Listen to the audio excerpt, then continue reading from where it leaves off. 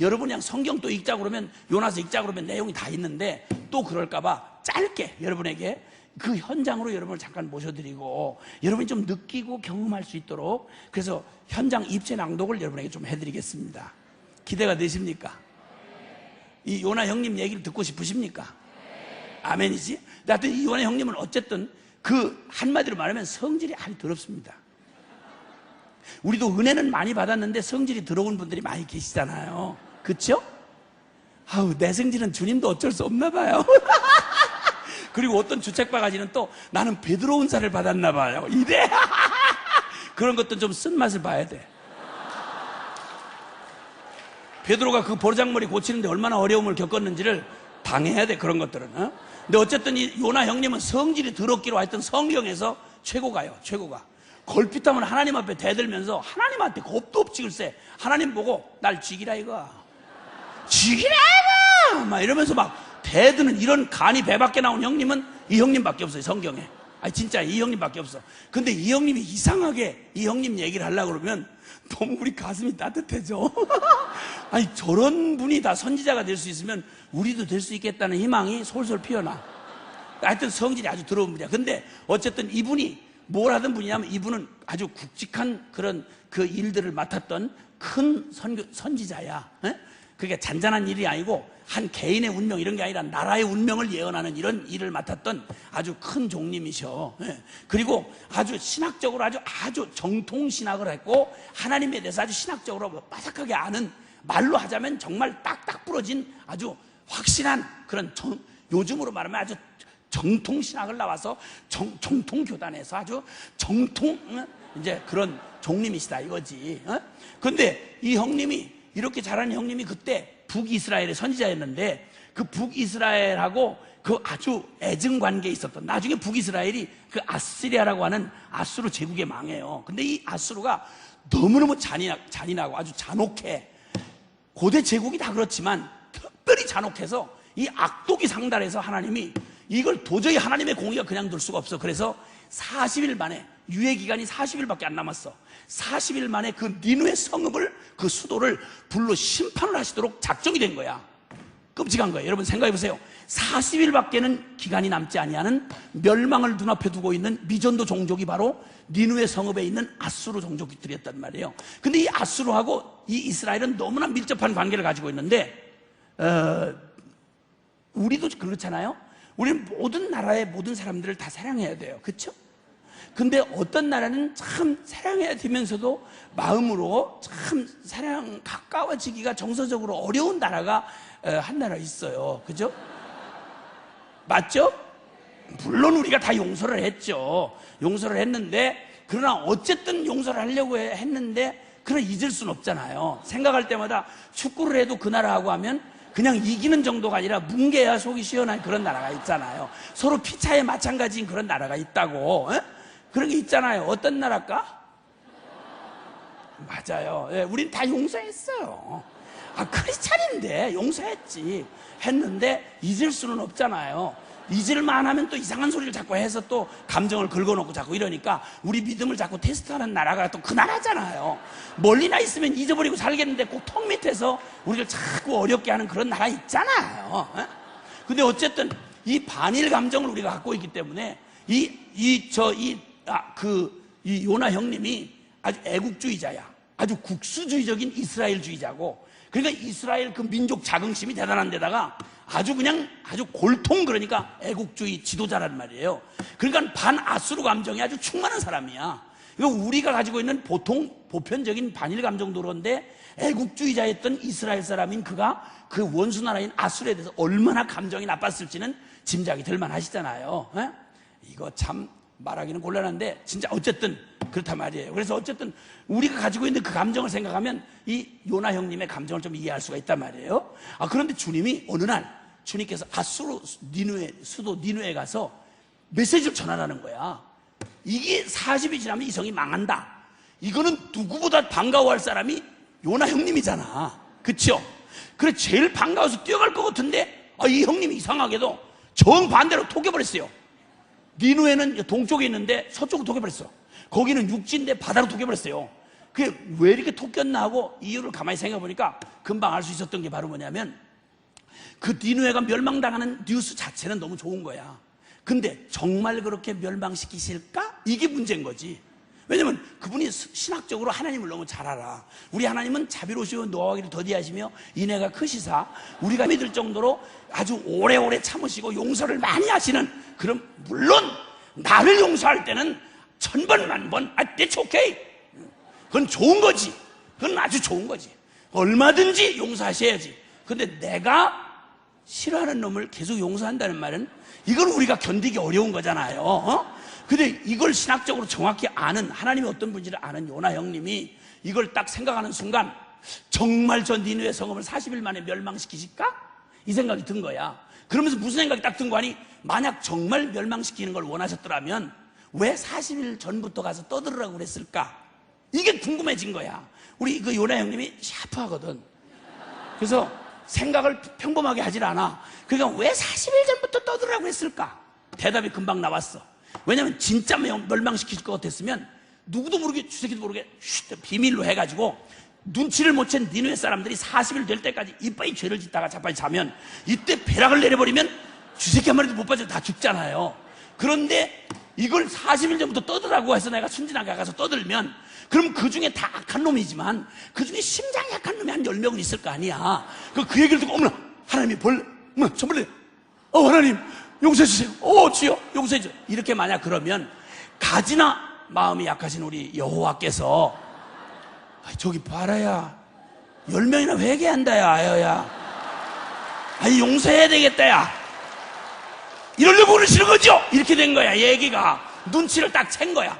이걸 생각하는 순간 얼마나 화가 치미는지. 누구를 용서해? 용서도 용서야 나름이지 누구를 용서해? 일이 있을 수가 없는 얘기지. 그래 독해버렸어요. 왜 가만히 있지 토끼냐고? 참 단순한 분들이네. 주님은 한다면 하는 분이잖아요.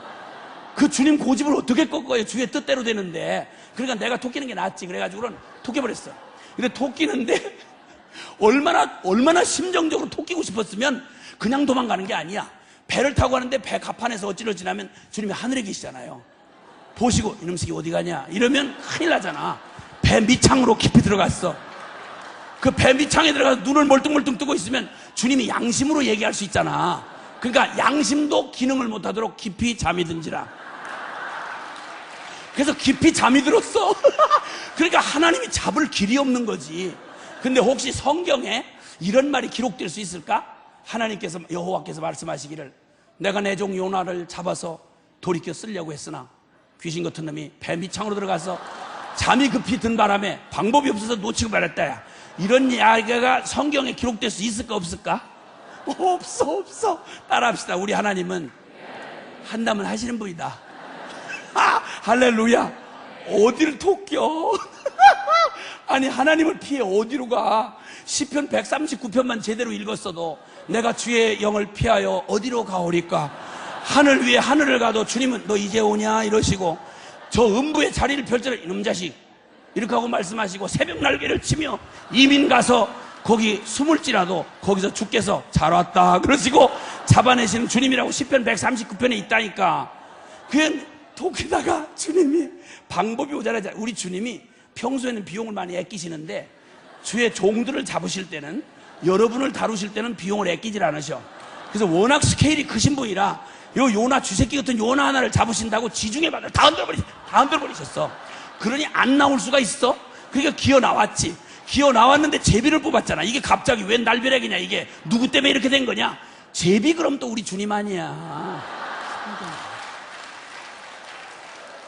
딱 뽑혔는데 그냥 한 번에 요나가 딱 뽑힌 거지.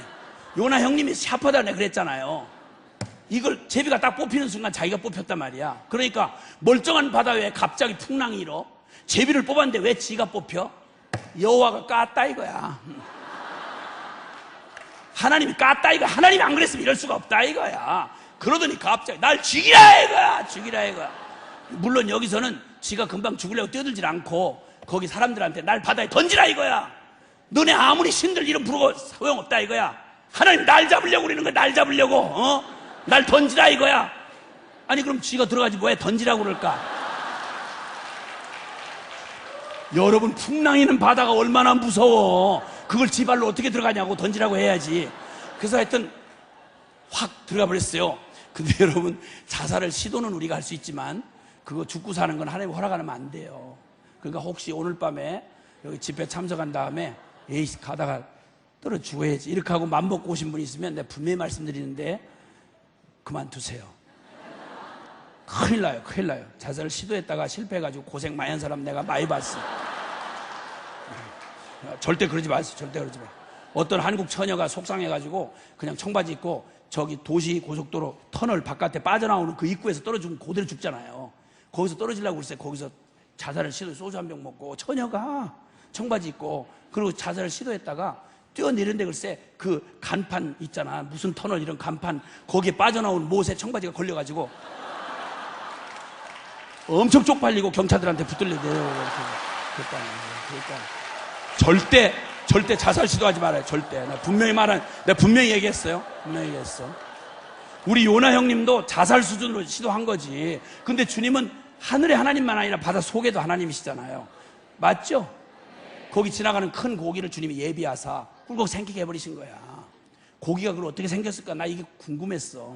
상어가 먹었으면 씹어 먹었을 테고 고래는 토했을 테고 그럴 텐데 어떻게 먹었을까? 간단하게 해결이 났어요. 하나님이 지나가던 고기를 생리작용을 일으키신 거지. 하품이 나게 하신 거야. 이렇게 자기 의지와 아무 상관없이 입이 막 벌어지는데 이게 웬일인가, 세상에 경험 없는 이게 쏙 들어가 버린 거지. 그래서 그 나오지도 못하고 뱃속에 3일 밤낮을 막 그냥 살려달라 이거야.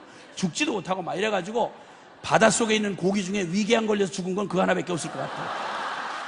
하여튼 그렇게 해서 결국은 나중에 3일 밤낮에 아주 무섭게 물고문을 당하고, 꼭 당해야 할까?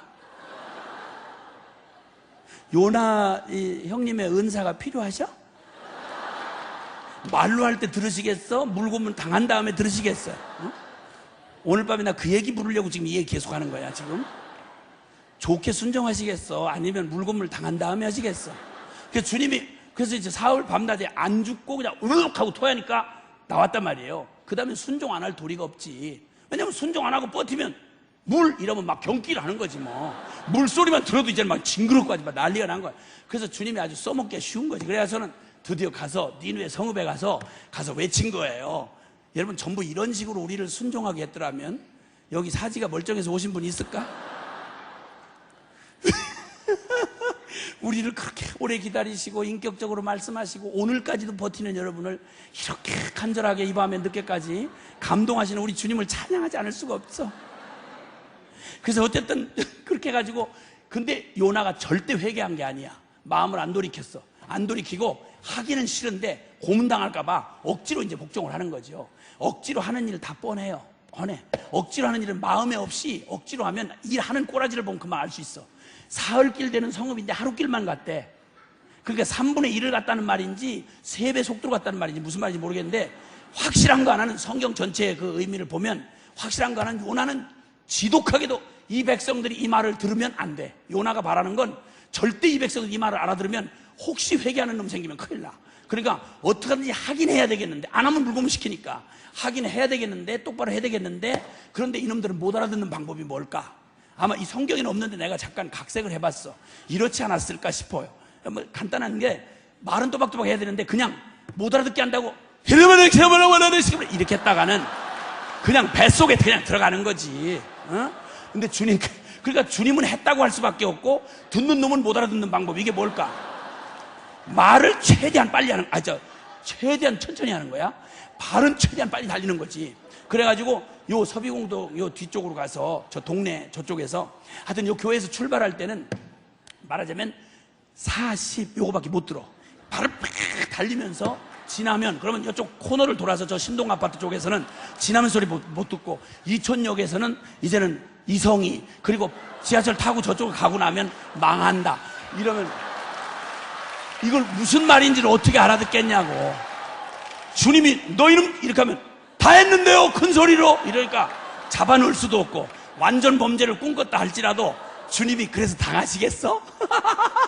모르면 몰라도 혹시 그렇게 머리를 썼다고 해도, 우리 주님이 평소에는 그렇게 싸우고 포악하던 그놈들이, 동네 동장들이 모여가지고 야 저 이상한 놈이 뭐라 그랬어? 지난번이라고 그랬어. 아니야 인마 40이라고 그랬어. 아니야 이 지가 망한다 그랬어요. 이 서로 모여가지고 퍼즐 맞추게 해가지고 으악 이렇게 하고 이렇게 회개하는 역사가 일어나지 않겠냐 이거야. 근데 성경에 정말 그렇게 미룰 만한 암시가 있다고 그냥 하루길을 아무 관심 없이 그냥 못 알아듣게 이렇게 하고 떠들고 갔는데 어떻게 다 알아듣고 왕으로부터 짐승까지 금식을 해가면서 회개하기 시작한 거예요. 이런 일 일어나면 안 되는 거예요. 이거는 요나가 생각할 때는. 그래서 이거 큰일 났구나 이러고 이러는데 혹시라도 하고 마지막 기대를 걸고 잘 내려다 보이는 니네성이 내려다 보이는 능선에다가 얼기설기 운막을 해놓고 기다리고 있었던 거예요. 왜냐면 모태신앙 경험이 있잖아. 아무리 은혜를 세게 받아도 영빨이 일주일 이상 못 간다는 걸 알잖아요. 이것들이 이게 안 못해 이것들이 해봤자 이거 40일 어떻게 지내고 버텨. 반드시 중간에 도루묵이 돼가지고 벼락을 맞고 망하기를 기다리고 이제 앉아 있었는데 40일이 되도록 걸음도 조용조용히 걷고 그 포악한 놈도 욕도 한마디 안 하고 어쩌면 이렇게 막 모태신앙보다 더 거룩하고 더 은혜가 충만하게 그 성이 막 이렇게 가는 거야. 조마조마했지. 근데 40일이 되는 자정 지나고 그 다음날 아침에 눈을 딱 떴는데 요나서 4장 1절이 그 마지막 절에 보면 3장 마지막 절에 보면 하나님이 뜻을 돌이키시고 이 재앙을 내리지 아니하신지라. 4장 1절에 보면 이에 주님이 재앙을 내리지 않기로 결정하신 걸 보고 나서 요나가 요나서 4장 1절부터 이렇게 시작되는 말이 무슨 말인가 하니 요나가 하나님이 용서했다는 그 결정을 딱 확인하자마자 성냥불 하나도 안 내렸어. 평안하게 짝이 없는 거야. 자기만 완전히 넋이 돼가지고 그냥 이렇게 완전히 초라히 서가지고 망하게 기다렸다가 뻥친 거지. 이러고 되니까 하나님한테 막 이에 요나가 심히 싫어하고 노하여 이렇게 개역성경에는 이렇게 돼 있어. 이걸 현장감 있게 제가 만약에 현장감 있게 풀으면 이런 말이야. 요나가 하나님이 니느웨 성을 용서하기로 결정한 사실이 확인된 순간 이에 이빨이 열받아가지고 악을 쓰면서 주먹질하면서 하나님 앞에 악을 쓰며 가로되 여호와여 내가 고국에 있을 때 이럴 거라고 통박 딱 잡고 안 가려고 하는데 나를 억지로 붙잡아다가 물고문 시켜서 결국은 갔다가 혹시나 하고 전해봤더니 역시나 이렇게 됐나이다. 오 여호와여 여호와는 자비로우시고 노하기를 더디하시고 사랑이 너무 크셔서 이놈저놈 잡놈 아무 놈이나 용서를 무지하게 하시고 오 여호와여 너무 자비하시나이다. 오 사랑이 무한하시나이다. 오 여호와여 차라리 죽여.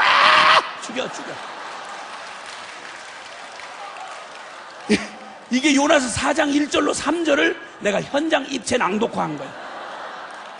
너무 무리했나? 막 성질을 부리고 막 죽이라 이거야. 막 죽이라 이거. 근데 따로 주님이 죽일 필요가 없는 게 중동에 태양빛이 막 내리쬐야지. 여기서 속에 열받지. 이러면 그냥 조금만 두면 죽어.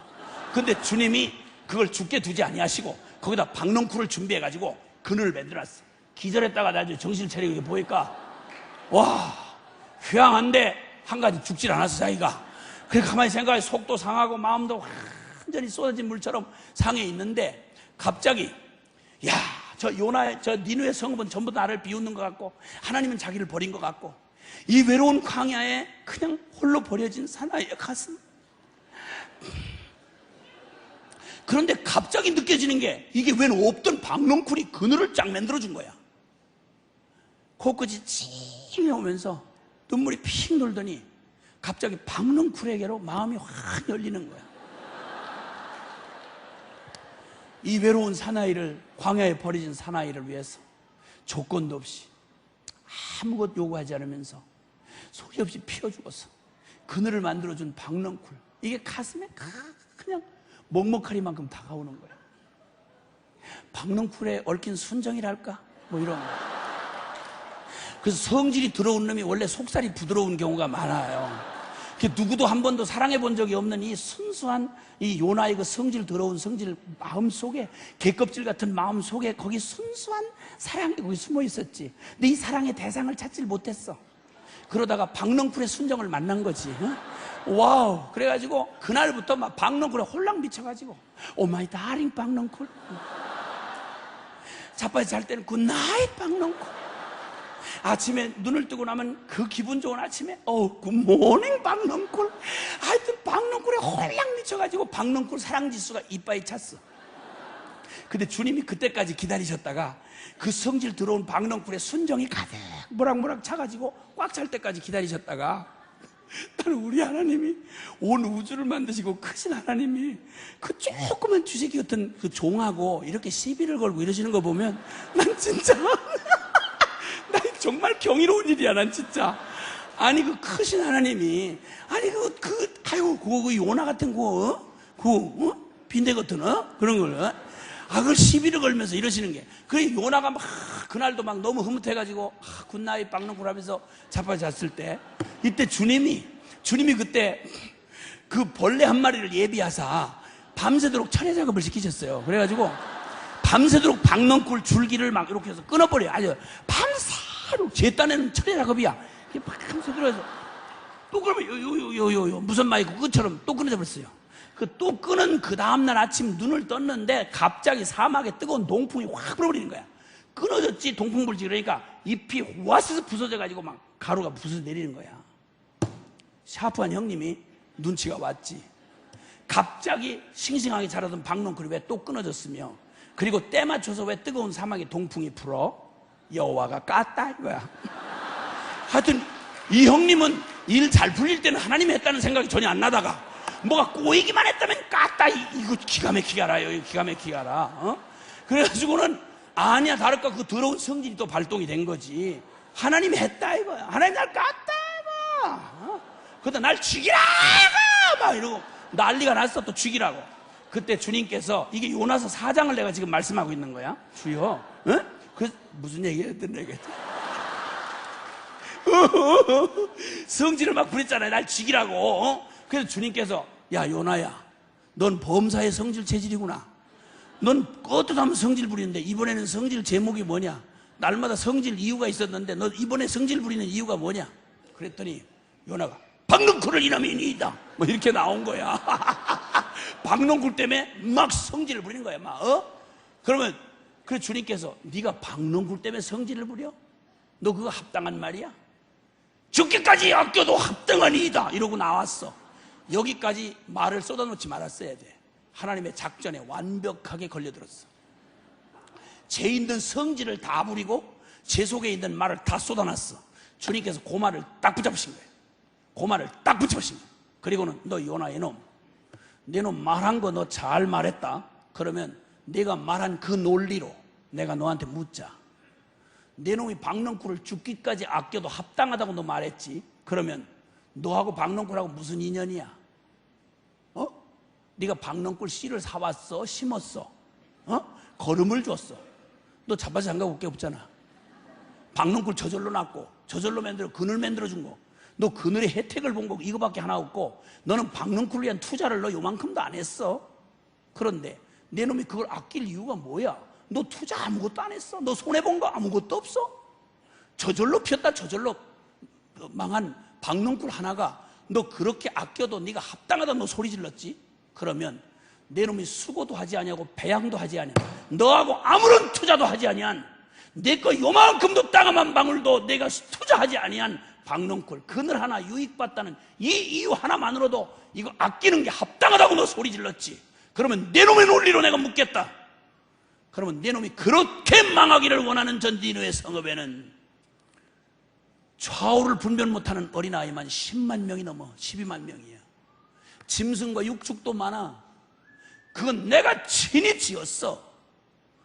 비록 꼴은 엉망이지만 나는 지금까지 그들을 양육해왔고 인내했어. 그리고 나는 그들에게 향한 나의 꿈을 포기할 수 없어. 그들은 내 가슴의 꿈이었고 그들은 내 희망이야. 그들이 아무리 멀리 갔어도 어떤 대가를 지불해도 난 찾아올 거야. 아무리 깊이 웅덩이에 빠졌어도 날 건져낼 거야. 아무리 망가졌어도 그들은 내가 지었고 내가 그들을 양육했어. 지금까지 내가 투자했어. 내가 꿈꿨고 내가 만들었고 내가 양육했어. 그들이 아무리 멀리 가 있어도 아무리 잔혹해도 난 그들의 망하는 걸 참아볼 수 없어. 만약 필요하다면 내 아들을 잡아서라도 나는 그들을 포기할 수 없는 바로 나야. 그런 내가 지었고 내가 만들었고 내가 사랑하는 내 가슴에 씨앗처럼 품었던, 지금은 비록 아무 희망이 보이지 않는 악독한 죄의 노예지만 난 그들을 포기한 적이 없어. 내가 그들을 내 놈이 수고 한번 하지 아니하고 땀 한 방울 흘리지 아니한 박넝쿨을 아끼는 것이 합당하다는 내 놈의 논리로 말할 때 내가 이 백성 니느웨를 내가 사랑하고 내가 포기할 수 없고 내가 아끼고 내가 절대 그냥 버려둘 수 없고 내 모든 걸 치르고라도 내가 다시 그들을 건질 만큼 이 소중한 그들을 내가 아끼는 것이 어찌 합당치 아니하냐? 어찌 합당치 아니하냐? 여러분, 이 주님의 이 질문 앞에 더 이상 요나가 대답할 말이 없었습니다. 요나가 대답을 안 하니 주님도 또 더 말씀을 하실 일이 없고, 그래서 두 분 사이에 말이 뚝 끊겨지고 성경에는 어찌 합당치 아니하냐 이러신 주님의 말씀을 끝으로 흰 여백만 남아 있습니다. 이게 바로 요나서 4장까지의 본문입니다. 사랑하는 여러분, 이 질문이 마감이 안 된 것은, 그 대답은 바로 그 대답이 쓰여지지 않은 것은 어쩌면 여기 앉아있는 저와 여러분 모두에게 오늘 이 밤에 주님이 부르시는 말입니다. 여러분 땀이 절고 여러분 인생이 바쳐진 어떤 것이 있다고 그러면, 어떻게 일궈놓은 사업인데, 어떻게 개척한 교회인데, 어떻게 이룬 가정인데, 어떻게 키운 자식인데, 여러분 만약 여러분의 마음과 정성과 뜻이 다 담겨진 여러분의 제2의 분신 같은 여러분의 마음을 쏟은 어떤 것을 여러분이 아끼는 거 당연하지 않겠어요? 어떤 사람은 이거 포기 못해서 목숨을 맞바꾸는 사람 많습니다. 그런데 하나님이 세상을 이처럼 사랑하사 당신이 하나밖에 없는 독생자를 주기까지 사랑했던, 여러분 우리는 재수없이 태어난, 우연히 이 역사라고는 바퀴에, 톱니바퀴에 끼어 여기서 그냥 망해버릴 소모품 인생이 아니고, 주님이 말씀하기를 다 깨어진 박살난 야곱 같은 인생에게 이사야 43장 1절이 말하기를, 야곱아 너를 창조하신 여호와께서 이제 말씀하시느니라. 이스라엘아 너를 조성하신 하나님이 이제 말씀하시느니라. 넌 두려워 말라. 아무리 소망 없고 아무리 절망적이고 아무리 내 스스로도 사랑할 수 없는 지경에 떨어졌을지라도 너 두려워 말라. 내가 너를 구속하였고 내가 너를 값주고 샀고 구속하였고 너를 지명하여 불렀나니 넌 내 것이라. 넌 내 것이라. 내가 아무리 북방에 던져졌을지라도, 내가 아무리 동방에 묻혀 있을지라도, 아무리 남방과 서방에 흩어져 있을지라도, 아무리 깊이 수렁에 빠져 있을지라도 너 포기했다 말하지 말라. 나는 한 번도 너를 내 마음에서 포기해 본 적이 없다. 나는 한 번도 내 이름을 내 마음에서 지워본 적이 없다. 너는 성공할 때도 내 아들이고 내 딸이지만 내가 지독하게 실패해서 내 자신이 도저히 너를 용서할 수 없을 만한 실패자요 더러운 자로 내가 추락해 있을 때에도 그때는 더욱 내 사랑하는 아들이고 더욱 내 사랑하는 딸이다. 내 영광을 위하여 창조한 자를 내게 오게 하라. 이게 이사야 43장 1절부터 7절의 말씀입니다. 하나님 아버지의 영원한 마음에서 포기할 수 없었던 열방, 복음이 시작된 이스라엘의 기준을 보면 지구청 반대편에 극동청 땅끄트머리, 여기 조선반도에 매달려 살던 우리는 130년 전만 해도 여러분 미전도 종족이었습니다. 이런 날이 오리라고는 누구도 꿈에도 생각을 못했습니다. 여러분 130여 년 전 미전도 종족이었던 우리는 망할 니느웨보다 더 악독하게 주님의 복음을 거역했습니다. 여러분 오늘날 예수 잘 믿는다고 하니까 한국 사람은 당초부터 종교심이 많아서 예수를 잘 믿을 심성을 가지고 있어. 정신 나간 쓸데없는 소리 하지 말라고 하십시오. 여러분 넋 떨어진 소리 하지 말라고 하십시오.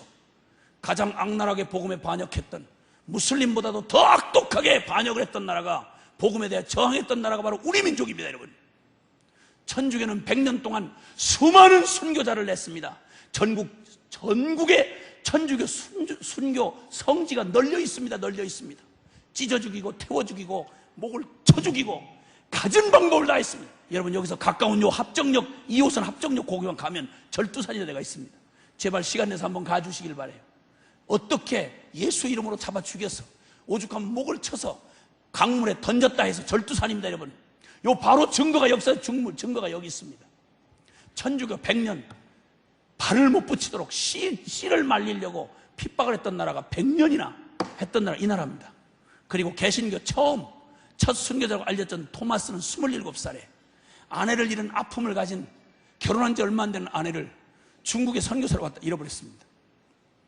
아내를 지키지 못한 그 자책감과 고통 가운데 괴로워하던 그에게 아직 태어나보지도 못한 채 고난 가운데 있는 난산 중에 있는 조선 땅의 신부된 교회를 사랑하시는 신랑 주님의 마음이 그 토마스의 27 아픔을 가진 토마스의 가슴에 부어졌습니다. 여러분 때려칠 만하고 그만둘 만한 선교사 그만두려고 했습니다. 주님의 그 마음이 부어지자 여러분 그 의지도 각오도 아닙니다. 여러분 그때 들어오면 살인과 약탈과 그 만행이 기다린다고 하는 저 평양성에 그렇게도 오기를 갈망했던 건 그의 마음이 아니었습니다. 연인이 짝사랑하고 연애병에 걸리듯이 이유를 알 수 없는 조선을 향한 갈망이 생겨서 몇 마디 말을 배워서 조선 통역관을 자청하고 저너를 셔먼이라는 미상선을 타고 초청장도 없는데 비자도 없는데 여기 대동강에 들어왔습니다. 오자마자 대동강 모래톱에 걸린 그 배를 화공전법으로 불을 쏴지르는데 불타는 배 안에서 성경책을 죽이려고 기다리는 사람들한테 던지며 복음 전도합니다. 예수 믿고 구원 얻으라고 얘기합니다. 나중에 옷이 불이부터 더 견딜 수 없으면 물로 뛰어듭니다. 물에 젖어서 나오는 그를 박춘권이라는 형리가 기다리고 칼을 쭉 뽑아 기다렸습니다. 이라크에서 목 잘라 죽은 김선일 얘기 들을 때 전 국민이 부들부들 떨면서 모두 다 안갚음해주고 싶은 분노에 치를 떨었습니다. 여러분 우리가 바로 주님의 사랑 가지고 들어온 젊은 아픔을 가진 27의 젊은이의 목을 얄짤없이 대동강변에서 덜렁 쳤습니다. 복음 한번 못 전해보고 피가 펄펄 솟아 대동강 붉게 물들인 토마스의 피가 대동강을 적셨습니다. 세월이 지나고 평양성은 이 동방의 예루살렘이라고 말할 만큼 어마어마한 복음의 폭발적인 부흥이 일어납니다. 그냥 일어난 게 아니었습니다. 토마스의 죽음을 비롯해서 수많은 하나님의 종들의 눈물과 땀과 피와 순교가 얼룩이진 그 땅, 그 땅이 이 한반도 전체를 복음을 주시는 바로 그 축복의 진원지가 됐습니다. 사랑하는 여러분, 이 땅에 온 수천의 선교사들 올만할 때 오지 않았습니다. 제가 그 양화진 묘비에 가서 보니까 한 가족의 묘비가 있는데 1950년 6.25 동란이 일어났던 데 들어왔습니다.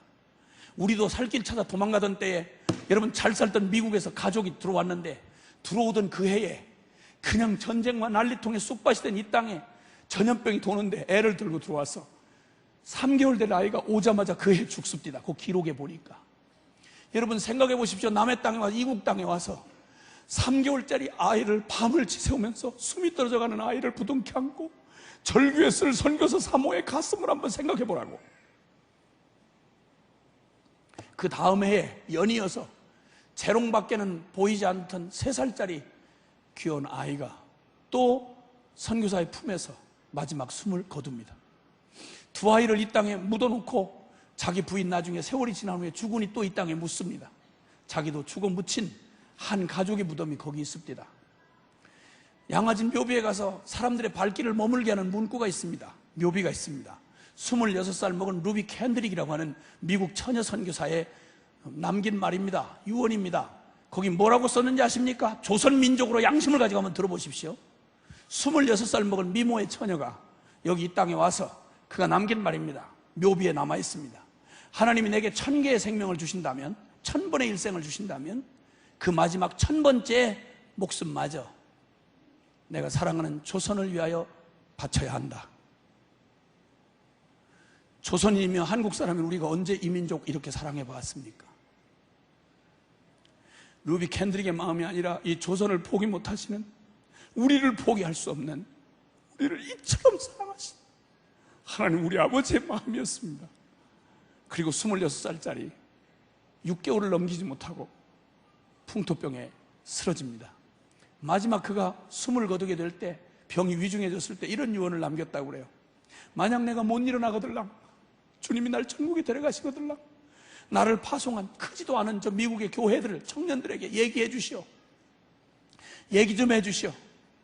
내가 못 일어나거들랑, 이런 무서운 선교지는 다시는 오지 말라, 이런 맹목적인 죽음은 죽지 말라, 이렇게 유언을 남겼을 만한데 그렇게 하지 아니하고, 내가 죽거들랑, 못 일어나거들랑 더 많은 젊은이들이 이 땅에 선교사로 와달라고 부탁해 주십시오. 그의 말이 전해졌고 슬픔에 잠겼던 그 청년들 중에 30여 명 가까운 사람들이 선교사로 헌신을 했고, 그 중에 대다수가 이 한국 땅, 친구가 죽은 이 땅에 와서 우리를 섬겨주다가 이 땅에 묻혔습니다. 하늘의 밀알이 땅에 떨어져 썩으면 썩어야 열매를 맺을 수 있다던 주님은 당신이 직접 2000년 전 갈보리 언덕에서 저와 여러분의 이름을 부르다 죽으셨습니다. 복음이 십자가로 시작되더니 2000년 기독교 역사에 사랑하는 종들을 낭비하듯이, 허비하듯이, 거의 쏟아버리듯이 저와 여러분을 사랑하는 사랑이 얼마나 큰지를 보여주시려고 가장 아끼고 순종하는 종들을 허비하듯이, 그 좋은 종들을 수없이 보내서 여러분 생명의 씨앗을 여기다 뿌리게 하시고, 그 열매로 저와 여러분이 오늘 여기 선교라고 하는 주제는 여러분과 제가 서 있는, 나무로 말하면 뿌리요, 우리의 기반인 것입니다. 여러분, 선교가 없었더라면, 선교에 순종한 하나님의 종들이 없었더라면, 그들이 섬겨준 기도와 눈물과 복음 전함이 없었더라면, 여기 앉아있는 잘난 저와 여러분은 한 사람도 이 자리에 이런 자격으로 있을 수가 없었습니다. 여러분, 적어도 선교란 주제는 내가 오늘의 크리스찬이 되어 이 소망을 가지고 있다고 하는 이 전제, 이 밑바닥에 깔려있는 하나님이 우리를 향한 그분의 사랑과 열정이었습니다. 세월이 지났습니다. 여러분, 수천의 선교사들이 와서 죽었습니다. 로제타라고 하는 선교사는 처녀 의사였습니다. 이 땅에 와서 미국에서 의사 된다는 걸 얼마나 어려운지 아시지 않습니까? 보장된 미래를 접어놓고 주님의 사랑에 마음의 심령의 묶임을 받아 이 땅에 왔습니다. 결혼도 유보한 채 짝사랑하던 한 사람이 쫓아와, 셔우드 홀이라고 하는 남자가 쫓아왔습니다. 선교 헌신자였습니다. 쫓아와서 그들이 여기서 최초의 서양식 결혼식을 하고 함께 여기서 결혼하고 여기서 생애를 바치기로 시작을 했습니다. 둘째 아이를 임신하고 있을 때 평양성에서 그 어려운 환경 가운데 떠나지 아니하고 선교사요 의사의 양심을 지키며 어려움을 같이 이민족과 함께하던 남편이, 여러분, 그 전염병을 이기지 못하고 열병에 쓰러지고 맙니다. 이국 땅에 묻고 소환이 돼서 미국 땅에 갔다가, 여러분, 뱃속에 아이를 낳고 두 아이를 낳고 슬픔 가운데 있는데 주님이, 야 로제타, 나는 조선을 포기하지 않았노라. 네 남편이 못다한 일 네가 해야 되지 않겠니? 다시 두 아이를 데리고 남편 죽은 땅에 옵니다. 와서 얼마 지나지 않았는데 너무도 사랑했던 그의 딸이 또 죽습니다. 이만하면 선교 그만해도 될 거 아닙니까? 근데 그가 주님 앞에 더욱 매달렸습니다. 딸을 묻는 무덤에서 그가 울며 기도하기를, 하나님, 나하고 내 아들 셔우드하고 오래 살아서 이 사랑하는 이 조선 좀 섬길 수 있게 해달라고. 주님이 기도로 응답해 주셔서 오래 살았습니다. 여러분 아는 대로 고대병원의 부속 전신인 병원, 동대문 이대 부속병원, 인천 기독병원, 간호전문대학, 우리나라 최초의 맹아를 위한 그 장애인 사역, 평생 그가 할 수 있는 모든 걸 다 쏟아서 이 땅에 쏟아 주었고, 그리고 교회를 섬겼습니다. 이름 없이 수많이 사라져간 수많은 선교사들이 여러분과 머리털 하나 섬기지 않은 그들이 오직 주의 마음으로 이 땅에 하나의 밀알이 되어 썩어 심겨 주었습니다. 그들의 거룩한 헌신과 믿음이 오늘 저와 여러분의 오늘이 있게 한 것입니다. 사랑은 받을 때는 잘 모릅니다. 아무리 위대한 사랑도 받을 때는 잘 모릅니다. 그런데 여러분, 새끼손가락 한마디라도 여러분이 누군가를 한번 희생해 보십시오. 이러면 생생한 실제가 됩니다. 무엇까지 태어나서 망한 술집 아들로 태어난 저 같은 놈이 주님의 은혜를 입어서 예수 복음 받고 미치고 나니까, 그래서 어떻게 이 사랑을 어떻게 해야 되나, 내 인생에 복음 만난 이 사건보다 더 큰 게 없는데 어떡하나.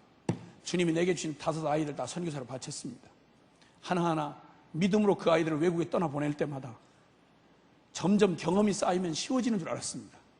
시간이 흐르고 나이가 먹으면 먹을수록 더 치열하게 인간적 한계를 묻고 하나님 그분 앞에, 그분의 마음이 아니고는 순종할 수 없는 하나님의 마음을 배워가고 있습니다. 작은 순종을 통해서 큰 하나님의 마음을 배워가고 있습니다.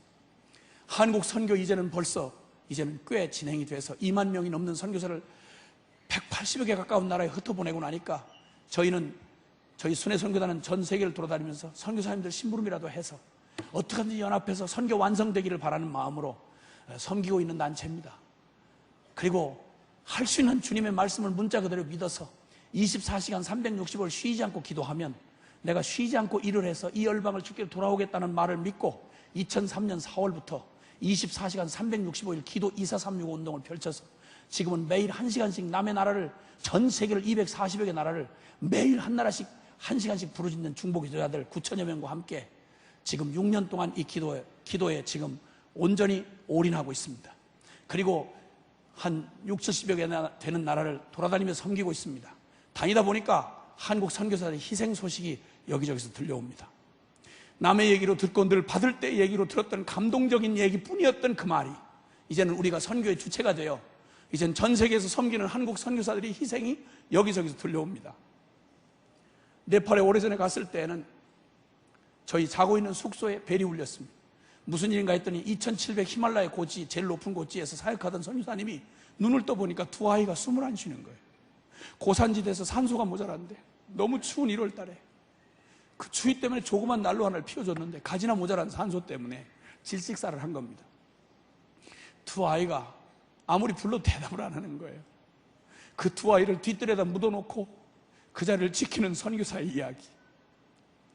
러시아의 모스크바 한복판에서 칼에 찔려 죽은 동생 선교사를 애도하는 형의 그 통곡과 함께 쓰여진 추모사. 아프리카에 그렇게도 사랑한다며 떠났던 사위와 딸이 사고로 죽자 장인 장모가 우리라도 가서 너네 못다한 한을 우리라도 하겠다고 떠나는 장인 장모의 선교사 떠나는 이메일 전문이 저의 손에 들어왔습니다. 저의 사랑하는 동료 선교사가 너무도 끔찍하게 더운 저 동남아시아 나라에서 선교 사역을 하다가 피를 토한다는 말을 듣고 후송해서 배를 열어보니 암이 전체가 퍼졌어요. 위 전체를 다 끊어내고 그 서 있기도 어렵다는 항암 치료를 하면서도 두고 온 선교지를 잊을 수가 없어서 미쳤다는 소리 듣고도 삐썩마른 뼈다귀를 해가지고 가서 마지막 불을 사르듯이 그의 생애를 마지막 불태우더니 결국은 다시 쓰러져서 다시 실려왔습니다. 마지막 투병을 하면서 주님 앞에 가는데 선교 사역 마치지 못하고 하는 안타까움에 너무 안타깝고 눈을 못 감는 아빠한테 너무 고집스럽게 선교를 원론대로 해보겠다고 자식들을 전부 현지인 학교 보내서 제대로 공부도 못하게 하고 상처를 많이 줬던 좋은 아빠가 못됐던 선교사였습니다. 그 아빠 때문에 상처를 많이 받았던 큰 딸이 너무 안타까운 아빠의 손을 꼭 붙잡고 하늘길 떠난 아빠의 손을 붙잡고 위로해 주려고 아빠의 선교는 실패하지 않았어요. 그리고 끝나지도 않았어요. 왜냐하면 아빠 딸 내가 아빠 뒤를 이어서 내가 계속 그 선교를 할 것이기 때문에 아빠 안심하고 하늘나라 가세요. 딸이 들려준 마지막 위로를 받고 지금 하나님 품에 안겨 있습니다. 먼 얘기로만 들었던 선교사 열전에서나 들었던 선교사들의 희생 소식이 이제 우리 한국 선교사들에 의해서 여기저기서 들려오고 있습니다. 여러분이 기도를 잊고 주무시고 계신 동안에도 치열한 영적 전쟁의 현장에서 오늘도 우리와 똑같은 성정을 가진 사람이요, 외로움을 타는 사람이요, 두려움이 있는 사람들이요, 흔들리기 쉬운 사람들이요, 이런 사람들이 주의 사랑에 매인 바 돼서 지금 선교지를 지켜주고 있는 사람들이 있습니다. 선교는 그들의 목만이 아닙니다. 여기 앉아있는 저와 여러분 모두가 다 이 거룩한 선교적 존재로 여러분 잠잠하시면 누구를 통해 그들을 위해 기도하지요? 예수 이름을 알고 기도할 수 있는 여러분이 잠잠하고 기도 안 하면 누가 그 잃어버린 저희 민족과 영혼들을 위해서 기도하지요? 복음을 아는 여러분이 순종에 찾아가 주지 않으면 누가 저 선교지로 찾아가지요? 이만큼 열심히 한다고 하는 오늘 이 밤에 모인 온누리교회와 여기 사랑하는 주를 사랑하는 여러분들이 선교사 안 되면 누가 되지요? 내가 누구를 보내면 누가 나를 위하여 갈고 주님이 부르시는 말에 너다라고 말하지 않아도 이사야가 하나님의 영광을 보고 주님의 자신의 그 기가 막힌 절망을 본 다음에 하나님의 복음의 영광을 발견한 그가 주여 내가 여기 있습니다. 나를 보내소서. 이렇게 말했습니다. 여러분, 저는 오늘 이 밤 누군가 순종해서 와 죽기 때문에 오늘 우리 여기가 있습니다. 오늘의 대한민국이 있습니다. 누군가 순종해 주었기 때문에, 누군가 가족을 버렸기 때문에, 누군가 그 땅을 떠나왔기 때문에, 누군가 여기서 버텨주었기 때문에 오늘 여기 우리는 그 복음의 영광을 보았고, 오늘 우리는 그리스도를 알았으며 이 복음의 놀라운 축복 안으로 들어오게 되었습니다. 복음은 여기서 멈춰 고이면 큰일 납니다. 아브라함의 부름을 받은 것은, 너를 복의 근원 삼는 것은 너를 순종을 통해, 너의 순종을 통하여 모든 민족이 복을 받게 하려 함이니라. 주님의 교회는 흘러가는 하나님의 축복의 근원이요 통로가 되어야 합니다. 선교는 취사 선택의 문제가 아니며 교회 부흥의 한 단편이 아니며 누군가 재수없이 걸려나간 특별한 사명을 받은 사람의 몫이 아니라, 여기 앉아있는 누구도 어떤 사람도 복음을 실제로 받고 믿은 사람이라면, 그리스도가 전부가 된 사람이라면 누구도 선교적 존재 이하로 살 수 있는 사람은 아무도 없습니다. 여러분의 순종과 여러분의 부르심의 그 자리에 서서 여러분이 주님 앞에 드려진 여러분의 삶을 통해 주님은 그분의 나라를 이 땅에 임하게 하실 것입니다. 그 영광을 보게 하실 것입니다.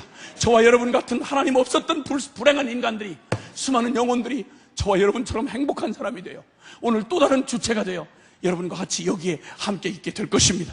주님은 그 꿈을 한 번도 포기해 적이 없습니다. 알렉산더 더프라고 하는 스코틀랜드 태생의 선교사가 인도 선교를 마치고 온 날 수많은 사람들이 환영식을 해주었습니다.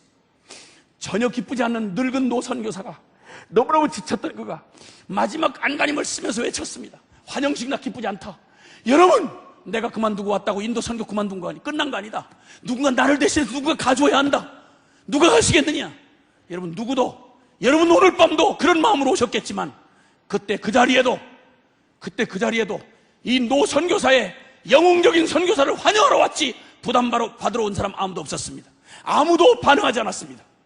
노선교사가 너무 안타까운 소리를 치다가 기절을 했습니다. 들것으로 실려 나가다가 정신 돌아온 그가, 나 한 번만 더 내 말이 끝나지 않았으니 세워주시고 황단에 부축을 받고 섰습니다. 충격을 받은 사람들을 향해서 이렇게 말하기 시작했습니다. 사랑하는 여러분, 영국의 빅토리아 여왕이 자신을 위하여 군대를 모병할 때는 뻔히 죽는 줄 알면서도 수많은 영국의 젊은이들이 죽음을 무릅쓰고 여왕 자신을 위한 전쟁에 그렇게도 많이 응모하더니, 우리의 대장 되신 예수 그리스도가 온 인류를 구원할 그 놀라운 복음으로 여러분을 그 군대로, 주님의 군대로 부를 때에는 이렇게도 대답할 사람이 이렇게도 없단 말입니까? 좋습니다. 그러면 나를 다시 저 인도에 데려다 주시오. 그리고 나를 저 인도의 겐지스 강변에 눕혀주시오. 나 거기서 주님을 맞이하겠습니다. 인도 사람들이 와서 내게 묻겠죠. 왜 당신은 은퇴하고 갔는데 다시 왔느냐고. 그러면 내가 분명하고 똑똑하게 그들에게 들려주겠소. 하나님이 인도를 사랑해서 마지막으로 보낸 스코틀랜드의 마지막 하나님의 사람인 내가 여기 왔노라고 그렇게 대답하겠소. 그 자리에 있던 수많은 젊은이들의 심령을 성령이 그냥 둘 리가 없었습니다. 왜 당신이 스코틀랜드에서 순종하는 마지막 사람이 되어야 하느냐? 아니다, 우리가 있다. 아니다, 우리가 있다. 왜 당신이 마지막 사람이 되어야 하느냐? 아니다. 그리고 여기저기서 젊은이들이 일어나기 시작했습니다. 하나님의 영광을 드러내는 시간이었습니다. 역사는 작은 한 마음의 우리의 분수령에서 갈라집니다. 오늘 이 밤 여러분 그냥 도전받고 한번 잠깐 자극받은, 그저 한 번 은혜 받은 한 밤으로 치부하고 그냥 지나가고 일상으로 돌아가시면, 그리고 아무 일도 없는 그 일로 갈 것입니다. 그러나 오늘 간절하게 외치시는 주성령께서 여러분의 마음을, 그 누군가의 마음을 두드려 여러분에게 오게 했던 것처럼 여러분의 마음을 두드리시고 이 밤에 여러분 움직이신 하나님 앞에 반응하시며 여러분의 심령의 강을, 요단강을 넘어버리시면 하나님은 여러분을 통해 그분의 꿈을, 이 땅에 포기할 수 없는 하나님의 그 열정을, 그 꿈을, 그리고 그 영광스러운 미래를 그분의 능력으로, 그분의 방법으로 이루실 것입니다. 사랑하는 여러분, 우리는 그 영광을 보는 세대에 함께 서 있습니다. 누가 여러분 이 역사의 수레바퀴에 끼어서 그냥 끼어 죽는 비참한 인생으로 끝날 것인가? 어차피 이루어질 하나님의 역사를 구경하는 방관자로 끝날 것인가? 아니면 역사의 주인공이 되어 역사의 주관 되신 주님에게 내 손을 내밀어 주님 나를 통해 그분의 일을 하는 역사의 주역이 될 것입니다. 우리 하나님, 오늘 이 밤에 여러분을 이토록 만나고 싶어 부족한 저를 보냈습니다. 오, 성령께서 여러분에게 오늘 이 밤에 여러분의 마음을 놓고 하고 계십니다. 한 가지만 결정하고 싶습니다. 사랑하는 여러분, 혹시 이 밤 이 말씀을 듣는 이 시간 성령께서 들으신 여러분의 마음 안에, 여러분 어렸을 때든 어떤 때든 여러분이 혹시 선교사로 자원을 했거나 서원했던 분 중에, 그리고 또 주님의 일찍이 어느 때든 여러분 지난 어느 시간에 부름을 받았거나, 또 어떤 때 주님이 강한 감동을 주신데 불구하고 여러 현실적인 이유들, 또 포기 못하는 나의 현실들, 그리고 여러 가지 때문에 미루거나 두려움 때문에 여러분 유보하신 분 여기 계십니까? 오늘 이 밤에 이 말씀을 듣는 가운데 여러분의 심령을 두드리시는, 그리고 부르시는 성령님의 강한 감동과 여러분 도전을 받으신 분이 계십니까? 선교는 우리가 하는 거 아니지 않습니까? 주의 일이란 내가 주님을 위해서 뭘 하는 게 아니고, 나를 주님께 드리기만 하면 주님이 나를 통해 그분의 일을 친히 하시는 것, 이게 주님의 일이며 선교 아닙니까? 주님께 오늘 이 거룩한 부름에 응답하실 여러분의 반응을 우리 주님 앞에 드리고 싶습니다. 혹시 이 자리에서 나를 분명히 나아가서 순종하여 선교사를 부르시는 주님의 부름에 응답하기를 원하시는 분 계십니까? 그러면 믿음은 결단의 연속입니다. 내일은 우리의 날이 아닙니다. 오늘 지금 우리의 믿음의 결정을 하십시다. 그런 분이 계시면 지금 조용히 그 자리에서 그 몸을 일으키는 결단으로 주님 앞에 순종을 결정해 주시면 좋겠습니다. 그 자리에서 일어나 주십시오. 혹시 선교지에서 선교를 포기하고 들어오신 분 혹시 계십니까? 아니면 언젠가는 하면서 유보하며 차일피일 미루며 두려움 가운데 결단을 유보하셨던 분 계십니까? 주님 감사합니다. 주님 감사합니다. 주님 감사합니다.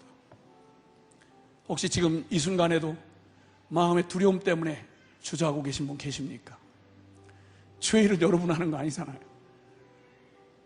너무나 잘 아시잖아요.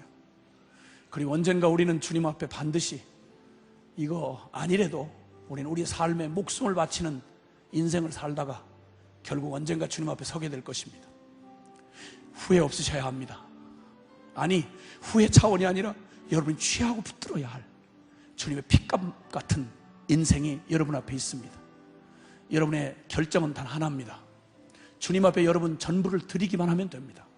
그러면 그 여러분이 가야 할 그 땅끝을 주님이 보여주실 것이며, 여러분이 함께할 동역자를 주님이 붙여주실 것입니다. 여러분이 만나야 할 영혼들을 주님이 예비하실 것입니다. 여러분의 필요와 세상 끝날까지 그 무엇보다도 여러분을 결코, 우리 사랑과 자비 하나님이 여러분을 결코 고아와 같이 홀로 보내시는 잔인한 하나님은 없습니다. 주님이 여러분과 함께 하실 것입니다. 믿음으로 지금 일어서십시오. 여러분이 자리를 차고 일어날 수 있는 이 결단, 이것은 여러분의 마음의 결정이 일어나지 않는 한 불가능합니다. 그렇다면 여러분의 마음이 벽을 넘을 수 있다면 여러분 누구도 여러분을 막을 벽은 더 이상 존재하지 않습니다. 주님이 뛰어넘게 하실 것입니다. 할렐루야, 할렐루야.